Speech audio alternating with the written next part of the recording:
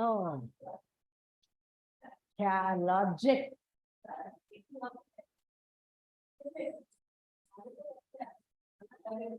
Today I finished the 32.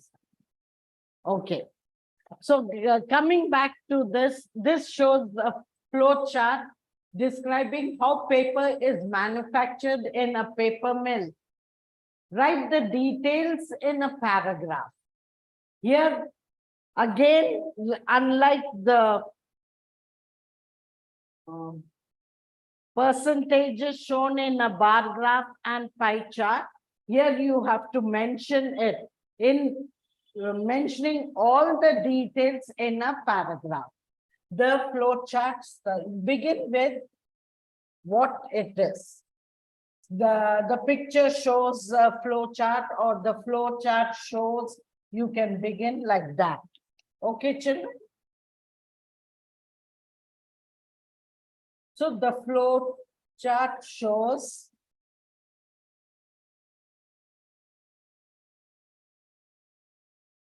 the manufacture of paper.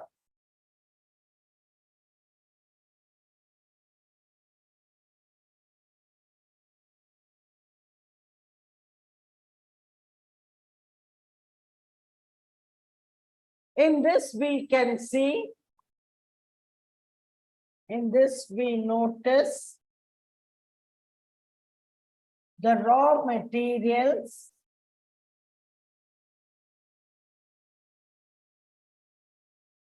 What are the raw materials here mentioned? Wood, grass, bamboo, and rags. What do you mean by rags? Children, when you do read it, you should understand the words. Rags means torn piece of cloth is known as, like you see the beggars wearing torn clothes. We say they are dressed in rags. So rags is basically torn piece of cloth. So the raw materials, in this we notice the raw materials, that is wood, grass, bamboo, and rags are cut into pieces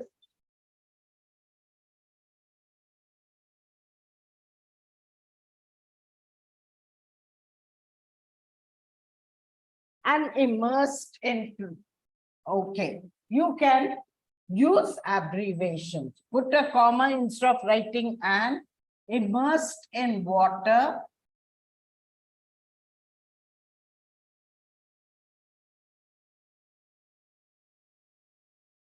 and made into pulp.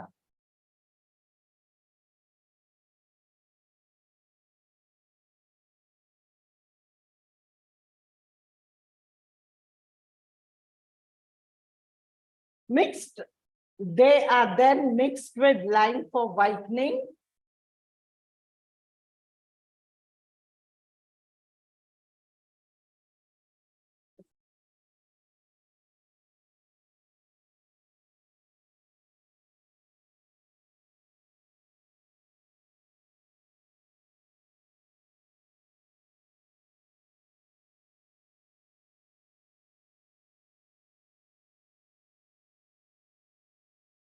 I hope my handwriting is clear, children. I'm writing in small letters so that the place will be sufficient for you. Already everything is there. You just need to know the construction of the sentence. And pulp is boiled.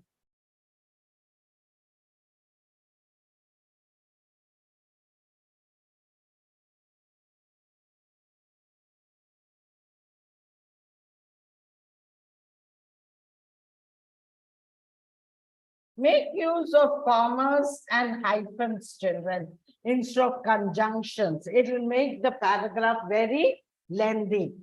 Pass through wire meshes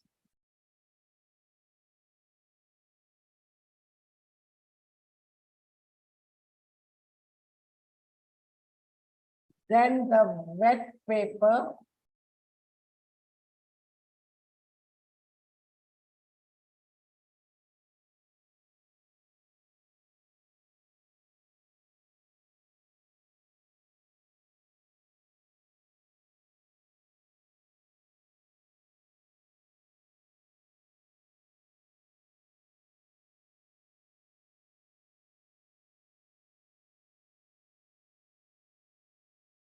Then the wet paper is rolled on heated rollers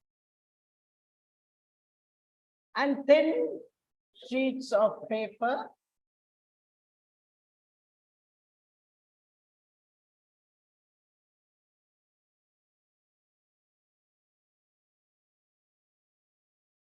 And we get thin sheets of paper.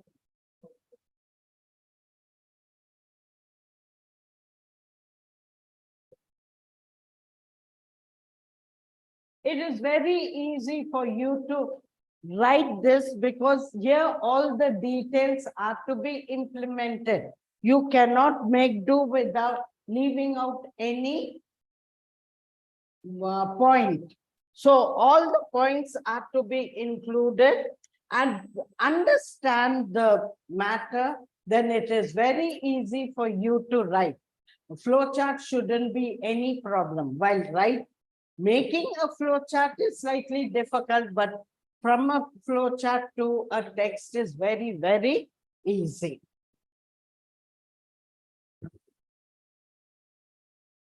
The following process is the description of how a post office transfers a letter from a sender to a receiver. First, the sender posts the letter in a letterbox. Next, the box is open. Then the contents in it are sorted out. Then they are kept in a bag and bag. This is bag. Bag is tied. The destination is written on the bag. The bags are sent to the district post office. The district post office sends the bags to the destination, village, town post offices. The destination post office receives the letter. The received letters are arranged and sorted out. The postman delivers the letters to the addresses. There are almost 10 to 12 boxes that you have to write. So first, how do you write the heading? The following process is the description of how a post office transfers a letter from a sender to a receiver. That should be your heading. Next comes, in a box you have to write, children. Sender sends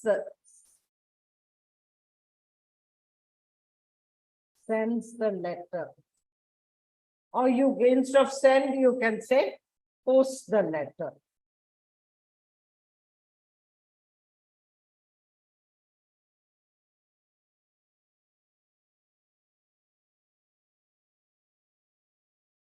In a post box. And you have to write a kind of, it's a table, sorry, flow chart. So you have to draw boxes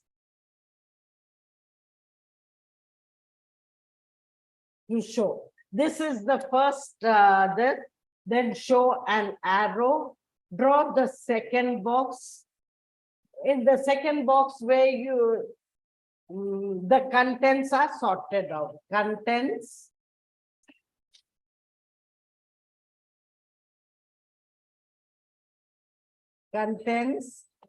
are sorted. You don't have to write everything sorted out and all that. Okay, make it brief. Next step, put an arrow. Next step is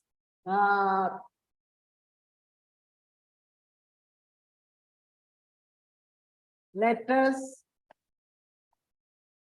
are kept in the bag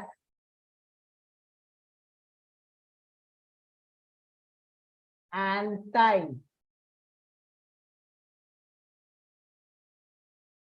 Don't use abbreviations. English, there's no abbreviation. Next box.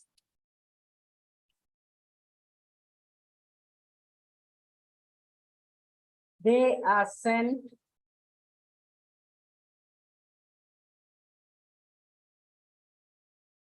to district post office.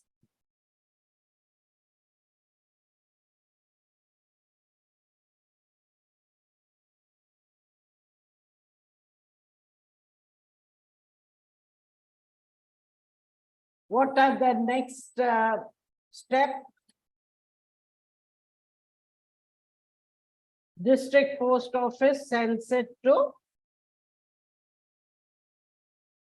district post office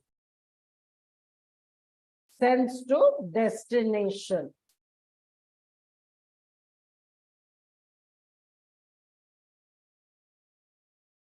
Put a dash over there and write village or village bar town.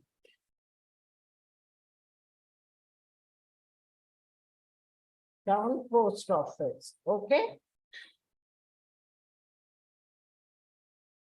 Till now, how many did we write? 1, 2, 3, 4, 5. We have already written. Next. What is the next one? Destination post office receives.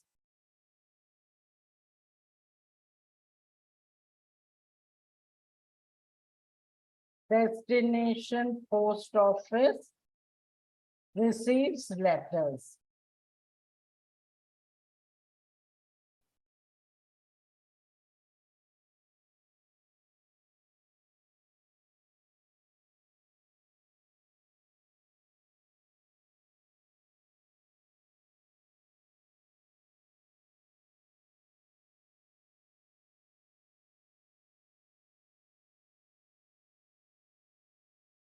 Once the district post office receives letter, what do? They sort it out. Letters are sorted.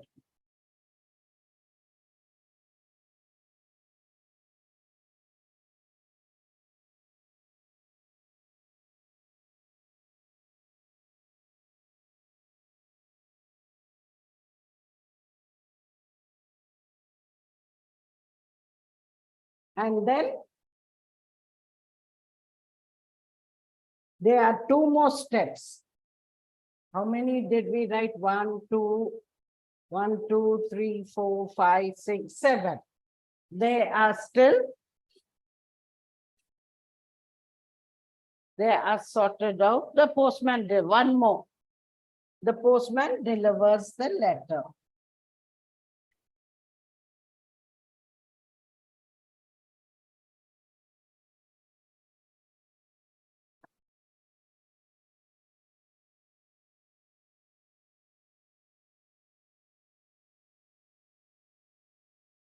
So this is how you go about doing a flow chart, children. It should be in a proper order.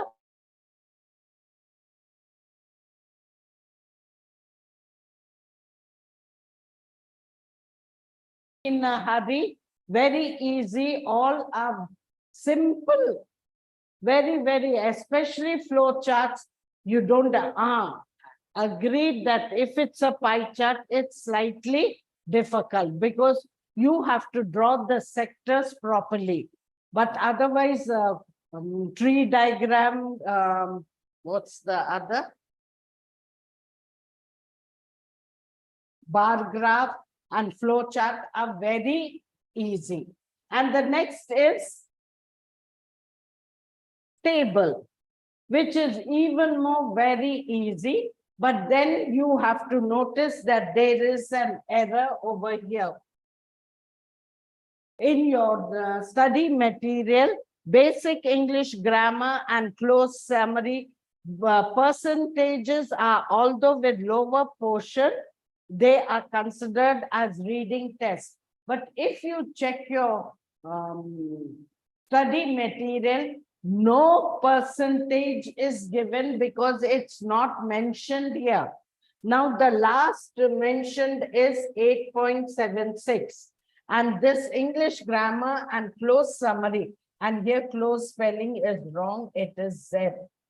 The percentages are of lower position. That means you should write less than, they are so less, they felt it's not worth it. It may be 1.27 or 0.57, but whatever it is, when you draw the table, you can't leave it blank.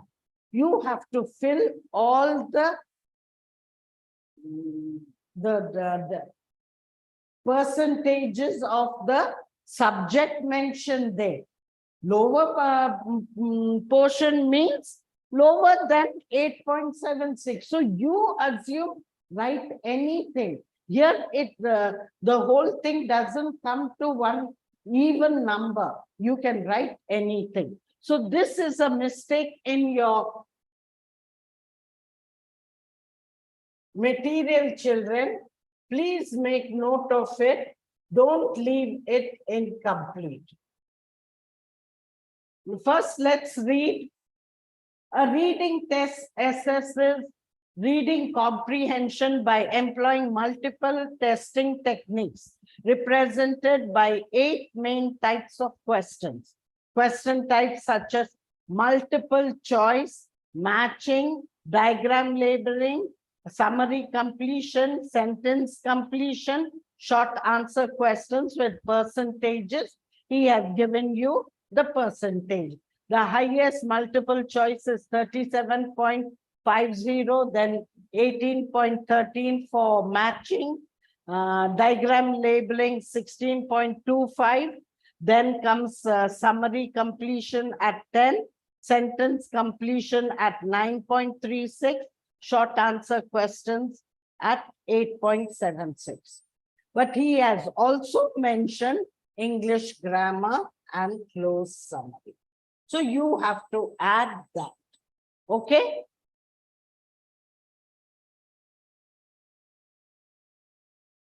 Multiple testing techniques.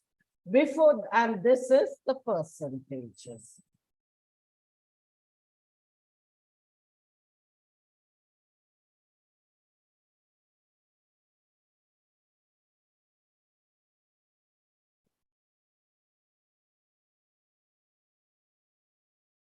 You first, before that, you have to give a heading, children. Heading is a must. So here it is, reading comprehension by employing multiple testing techniques. You can give that, and under that first is multiple choice. I'm using abbreviation, children, but you write the whole thing, multiple choice, and the percentage is 37.50. Next comes matching.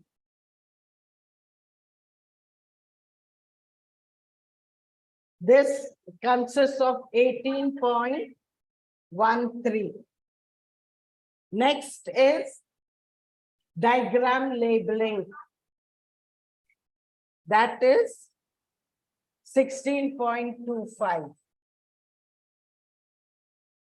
Next is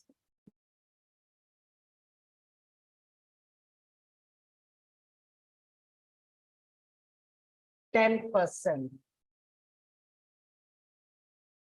Next is sentence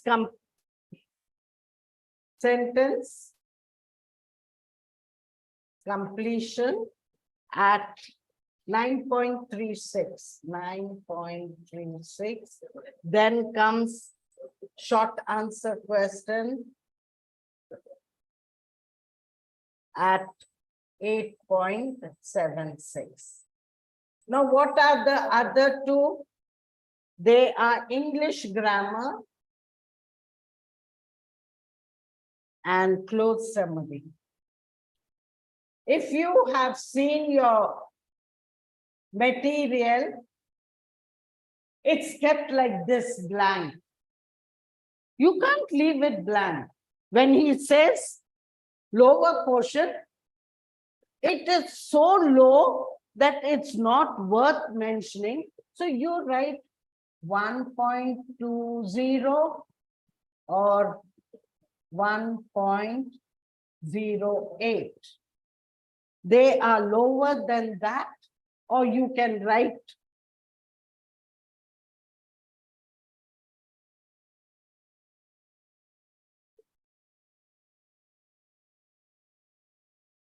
3.20, 1.08. So this is a must, children. There are a lot of mistakes in your study material. When there are some mistakes in your study material, you have to rectify it. You just can't write it like that. Otherwise, it depends on who the examiner is. If it is a smart examiner, he will definitely not give you full marks. He won't know that in your study material, it's not mentioned. So he may deduct marks. But there is no harm in writing some other. Mention something else lower than 8.76. So remember all this, children. Why I'm telling you is you use your common sense, children. When it is mentioned over there, English grammar and close summary percentages are although with lower portions and are also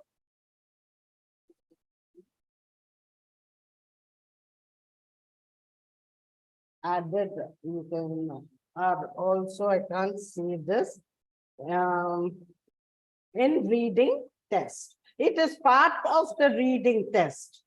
So that is why you have to do accordingly. Now coming on to the last table. Study the table below showing a few Asian countries with their capitals and currencies. Write a paragraph containing all the information in the table. Here, the country is mentioned, capital is mentioned, currency. So you have to write everything. You can say this is, make this capital letter, a few Asian countries with the capitals and currencies. That should be your heading, and you can write all the details. You needn't leave out anything. This table shows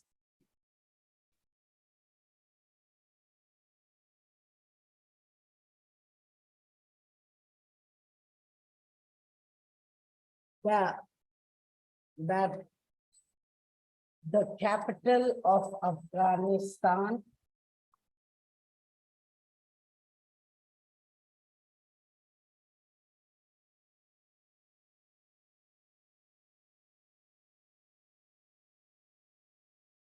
is Kabul, and the currency is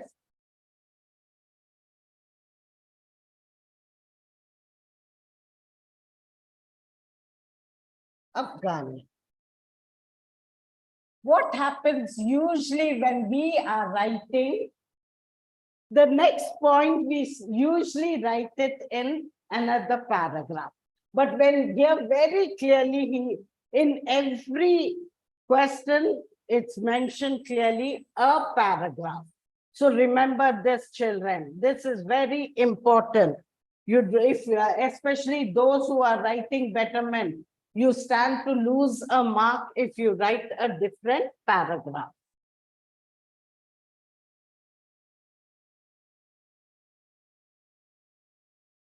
Capital of China is Beijing.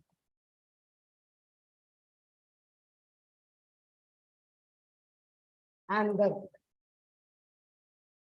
yuan is the currency.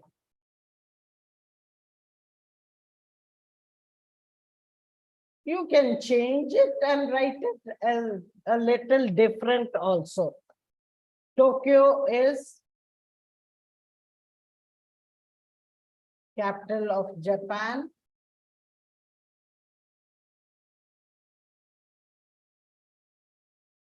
And yeah, and yen is the currency used there.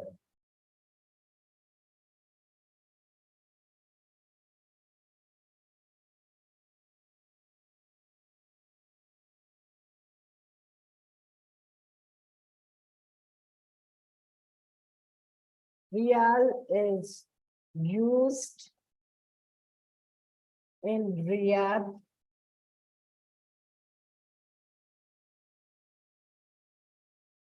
the capital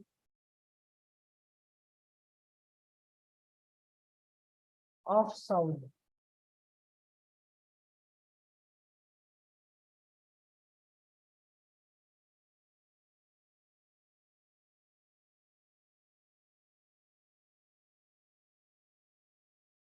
Singapore is the capital and the dollar is also Singapore dollar.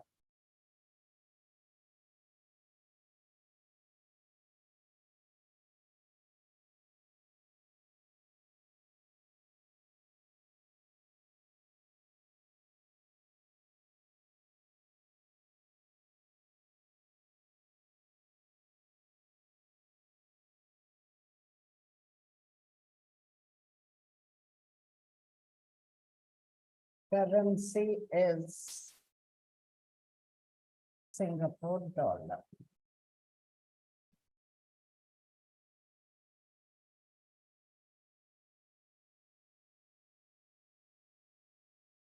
Some of them are very clear-cut, very easy for you to write. But there was a twist in the earlier two texts that I'm going to repeat again. And one which we didn't do, it is in the flow chart of the first exercise in your book. It's about the timings in a boarding school. It is not put in proper order. When it is not in order, children, you have to write it in a proper order. Put it in proper order and continue writing. Like here, all this is clear-cut.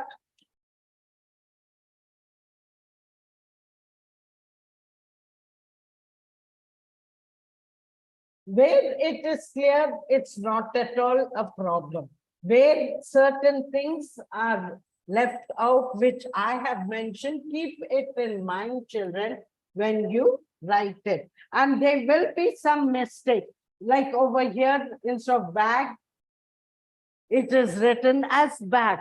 If you have a doubt, you can always ask the invigilator for clarification, but don't ask your neighbor. If you ask your neighbor, it is as if you are asking question. And like I said, where there are errors and nothing, please correct it, children.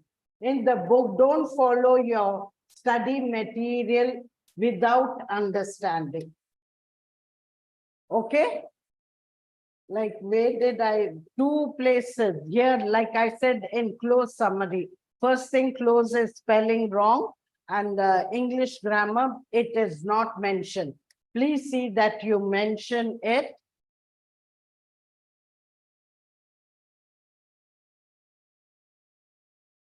And this is also tree diagram, very clear cut. There shouldn't be any problem for you if it comes as a text to write it in a diagram or as a diagram into text. This is also clear cut, not a problem.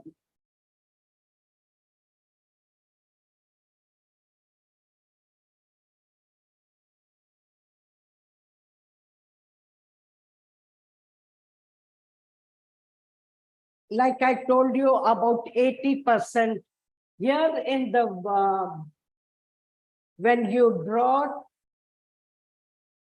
see that there are three bars for 80%. You can draw the same bar for writing skills, speaking skills, and grammar. Don't write one bar and write all the three. When it's given separately, you're supposed to mention it separately. And regarding this, it looks very clear, but when you are already drawing this, I don't understand why you have to mention the mode of transport in the pie chart. If you want to keep it neat, you just write keep and either draw the different diagrams, or you can always color them neatly. And this is what I said, a major mistake made by the children. Most of the students did not write all other languages initially, till I pointed out. Remember, a pie chart will have an even number. There's never an odd number in a pie chart. Calculate it and see if it's 100, then start drawing the sectors and a thing. If it shows that it is not having even number, there is some twist over there. Like I said, here he clearly says all other languages together share the remaining percentage, but because the percentage is not mentioned, most of the children overlook it. So with this, we shall end the session. So few things I want to tell you, children. Please, if your presentation is very neat, you stand to get complete 4 marks. Like I told you, for descriptive writing, and this study skills comes under descriptive if you write it in the text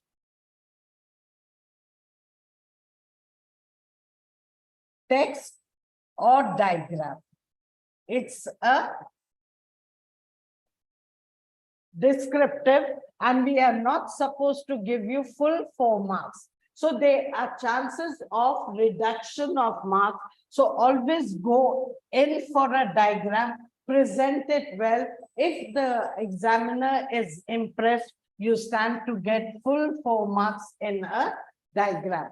Text, avoid as far as possible, because in a text, no one gives you full 4 marks. However well you write, there are chances you'll get only 3. If it's well written, 3.5. Otherwise, maybe 4 or 3. But a diagram, I can assure you, if it is, and don't say you draw the stupid diagram, not untidy and a thing, did not color or did not prepare a key and expect 4 marks. If it's well presented, yes, you can get 4 marks.